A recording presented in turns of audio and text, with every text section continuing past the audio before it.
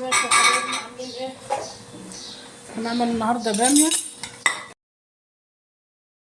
باذنجان. انا حاشي الجنبعه بتاعته وغسلاه بس نيه، مش مستوى ولا حاجه. انا كده حشيه بالمعلقه كده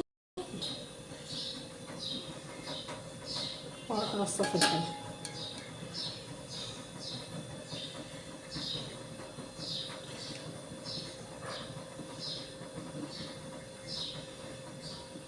المعلقه دي كده اروح جايه حاطه في الدقه بالمعلقه واروح حاطه في الحله. هكمل كله بالطريقه دي وهرجع معاكم وانا بحطه على النار. هحطه على النار بقى تحط عليه خالص.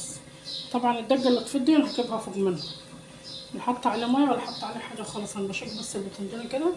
البتنجان ده صغير ينعمل ينسلق يعني، بس انا مش هسلقه بميه، هسلقه كده.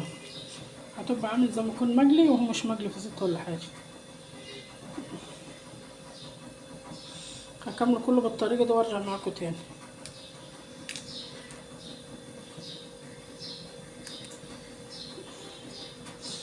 خدي يا حبايبي الجاز عامله مولع، بس انا موطي عليها عشان احط الدقه فوق منها. الدقه الموجوده دي هحطها فوق منها برضه. ما ندمش عليها ميه خالص. هو الليمون وحبة الزيت، معلقتين زيت كده، وحبة الخل، حبات الطماطم والفلفل والثوم والحاجات دي. هحط عليه بقى كده وهو واطي كده.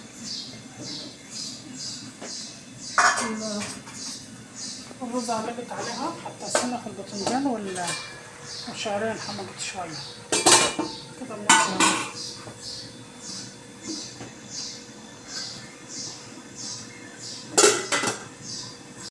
بامية بفول مدشوش باللحمة، وعملنا بامية برضو من غير اللحمة كده عشان علاء، ورز وشعرية. قلت هنا في الباذنجان والشعرية انحمرت شوية.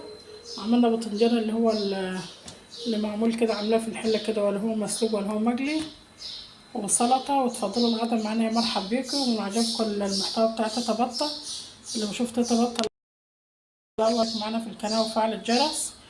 وحبايبنا اللي معانا قولوا يعملوا كومنت حلو، لايك حلو. وتفضلوا الغدا معانا يا مرحب بيكم. السلام عليكم ورحمة الله وبركاته.